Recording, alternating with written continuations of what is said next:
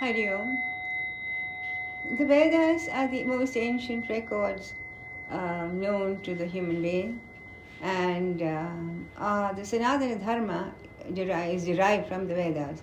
But after that, the Vedic age, we come to the age of the Puranas and the Itihasas, and they are as important to Hinduism as the Vedas are, because they are actually contain the essence of the Vedas. They are even known as the Veda Sara. When we think of Hinduism, what we immediately imagine is a host of gods. So where did these gods come from? And in the Itihasas and the Puranas are what give us our descriptions of the various gods of the Hindu philosophy.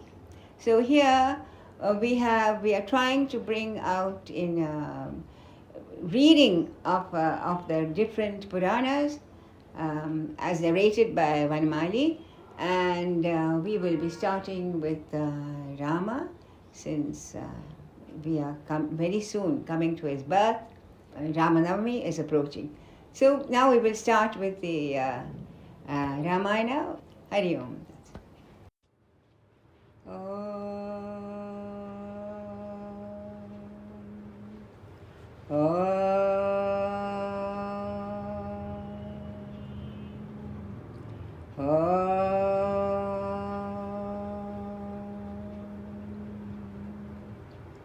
Sri Rama Rama Rame Rame Rame Manorame Sahasranama Tattulyam Ramanama Varanane.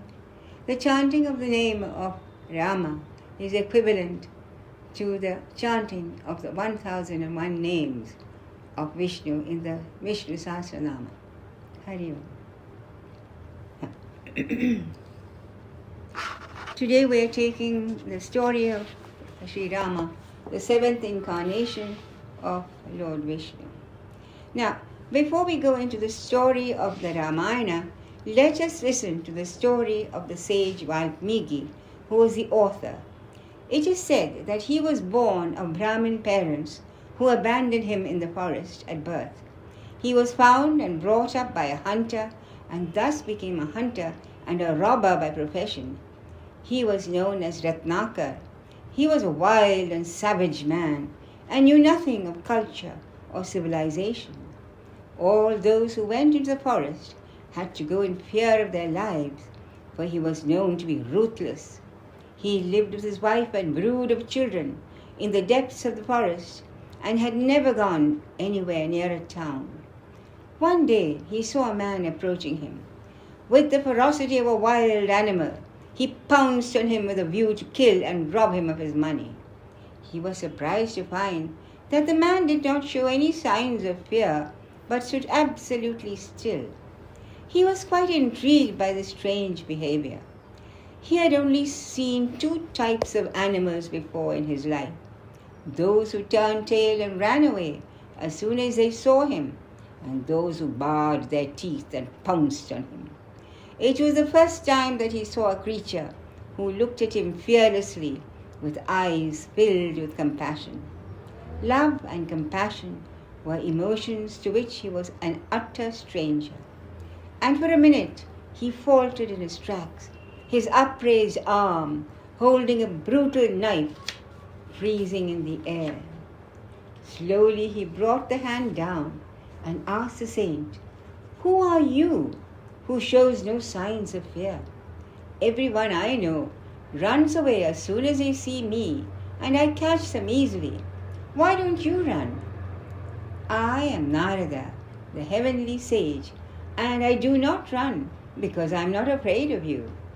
"Why aren't you afraid of me?" asked the hunter. "Don't you know that I can kill you?" "Then why don't you kill me?" asked the sage curiously. "Because I saw something in your eyes which is bothering me," said the hunter. "What did you see?" "I don't know. I have never seen it before in any other eyes, but it's very pleasant." "I'll tell you," said the sage. "What you saw was love and compassion." "Why should you feel love for me?" asked the savage, surprised, for he had never seen that look before, not even in the eyes of his wife. "Because I love everybody and everything," said the sage. Why should you do that? Asked Ratnakar. Because everything and everyone is a form of that supreme being whom I worship. Now let me ask you something, said the sage. Don't you know that by killing all these creatures and people, we're incurring great sin? Yes, I suppose I know it, said the hunter doubtfully. Then why do you do it? Asked the sage. Because I have to support my family, said the hunter. Will they share at least a part of the sin which will accrue to you by these acts? Questioned the sage. Oh, I'm sure they will, said the hunter. Why don't you go and ask them? Asked Narada, and I'll wait for you till you come back. The hunter ran back and asked his wife and children if they would take their share of his sins, as they were taking more than their fair share of his ill-gotten goods. They were quite surprised at this question and asked him what he meant by this. He explained to them that since he was committing so many crimes for their sake, it was only fair that they should also share his sins. They were horrified by this request. The woman said that it was the duty of a husband to look after his wife, and the children said it was the duty of a father to look after his progeny. As for his sins, naturally they were the outcome of his own acts, and he would have to bear the consequences thereof. The hunter did not wait to hear any more. He ran back to the sage, who was quite sure of his return, and was waiting with a smile on his lips. Well, what did they say? He asked. Were they not eager to share your sins, as they were eager to share your spoils? Ratnakar hung his head and admitted that no one was willing to share his burdens. Then Narada gave him a discourse on the law of karma and told him that he alone would have to bear the consequences of his actions. To commit sinful acts for the sake of another was quite foolish. The hunter looked lost and unhappy and asked the sage, Now what should I do? Meditate on that supreme being, he said. Only then will you be able to attain salvation. He alone is your relation. He alone is your friend. I will give you a mantra by using which you will be able to do tapas. I am your servant, please guide me, said the hunter, and knelt before the celestial sage. Narada whispered the glorious mantra, Rama, into his right ear. But the poor savage was so untutored that he was unable to repeat it. Then Narada asked, Can you repeat the word Mara? Of course I can, he said, since the word Mara means tree, and that was the thing he was always cutting down. So Narada blessed him and told him how to sit in a meditative pose and to repeat the word constantly. The word Mara, when repeated fast, becomes Rama, and thus, without knowing, the hunter started repeating the word Rama instead of Mara. Due to his past samskaras, he went into deep meditation for many years, till he was covered by a hillock of mud brought by ants. Many years later, Narada returned and found the ant hill in the exact position where he had left the hunter. He broke open the mud cage and woke up the person seated within. Arise, O sage, he said. Do you remember who you are? Yes, your holiness, he answered. I am the poor hunter whom you took pity on and advised to repeat the glorious mantra, Rama. Now you are no longer a hunter, but a sage, and from now on you will be known as Valmiki, since you have emerged from this ant hill called Valmikam. Why have you woken me up, O divine sage? Asked Valmiki. I would prefer to meditate for another few years. Your time for meditation is over, my dear. Now is the time for action. You have many more things to achieve in your life. Go to the banks of the river Tamasa, where it meets the Ganga, and there make your hermitage. Very soon, Sita, the beloved wife of Rama, will be coming there. She is with child, and she has been abandoned by her husband. It is your duty to look after her and the babies till they are old enough to return to their father.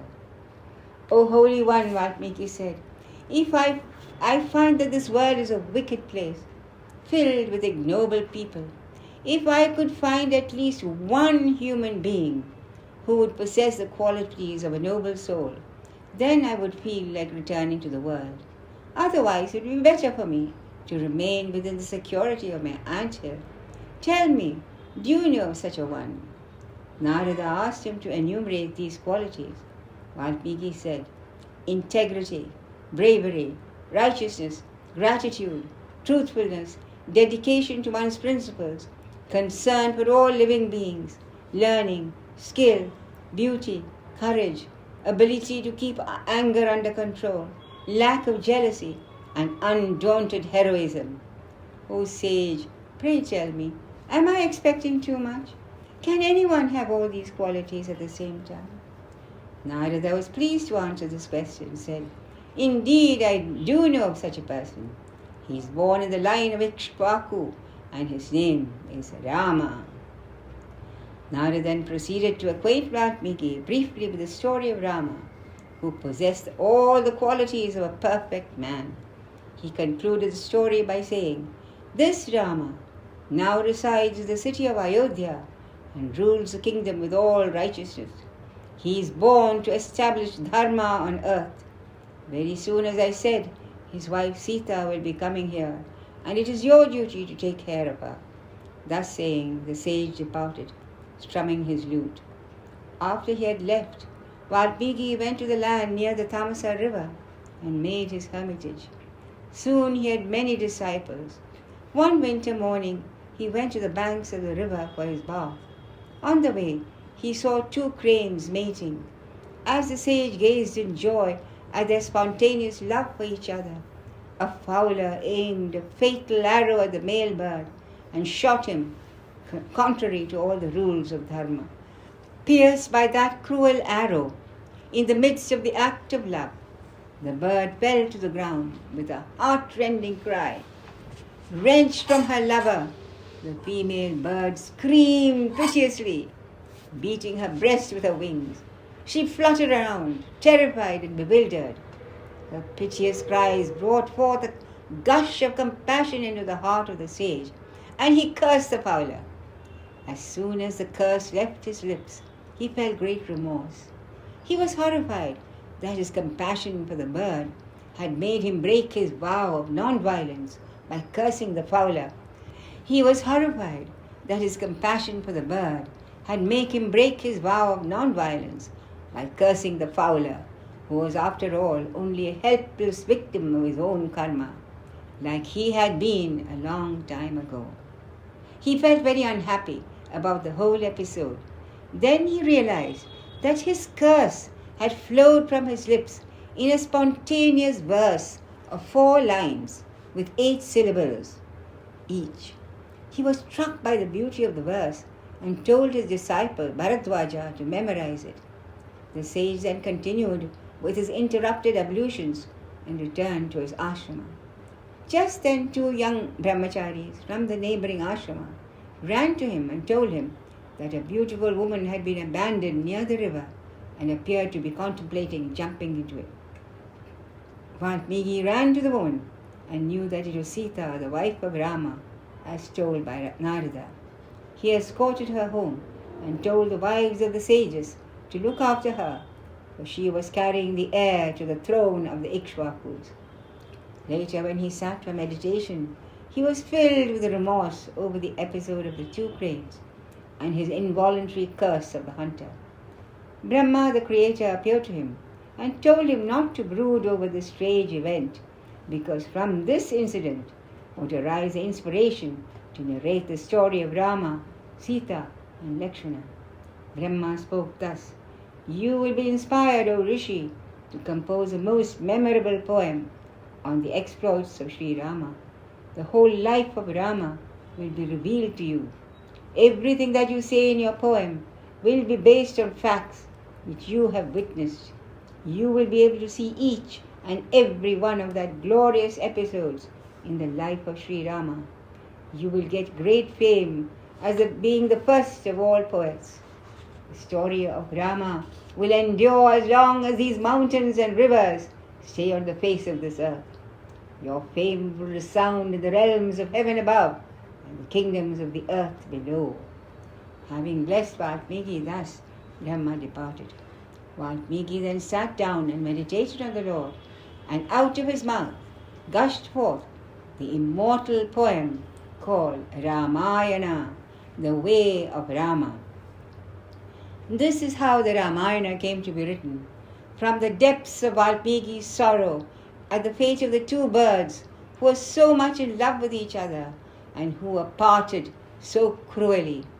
It does not need much imagination to see the parallel between this story and the fate of the two lovers, Rama and Sita, who were parted time and time again despite their intense love for each other. The poem took 12 long years to complete, and by then Sita had given birth to twins, and the children had become 12 years of age. Having composed this remarkable poem, consisting of 24,000 verses on the life of Sri Rama and Sita, the seer looked around for a person with a prodigious memory who could memorize the entire story. Just at that moment, the twin sons of Sri Rama himself, called Lava and Kusha, who were being brought up by Valmiki in his own hermitage, appeared before him, clad in hermit's garb. Knowing them to be endowed with great intelligence and mastery of music, the sage forthwith proceeded to teach them the entire poem, which they mastered with ease. At an august assembly of sages, the twins sang the whole poem exquisitely in one voice. The sages were charmed and gave them many boons. It was at this time that news was brought to the ashrama that the king was going to hold the Ashwamedha Yaga, which would last for one whole year in the forest of Naimisharanya. When he heard this, Valmiki told the two boys, Lava and Kusha, to go to the Yaga and recite the whole of the Ramayana in front of Rama and the assembled sages. The children did as they were told. As the melodious voices of the children rose in unison with faultless rhythm and perfect harmony, tears started pouring down the cheeks of Sri Rama, and the whole court became totally absorbed in the narrative. This is the story of the Ramayana which they sang. Thus ends the first canto called Valmiki of the Balakanda in the glorious Ramayana of the sage Valmiki. Hari Om Tat Sat.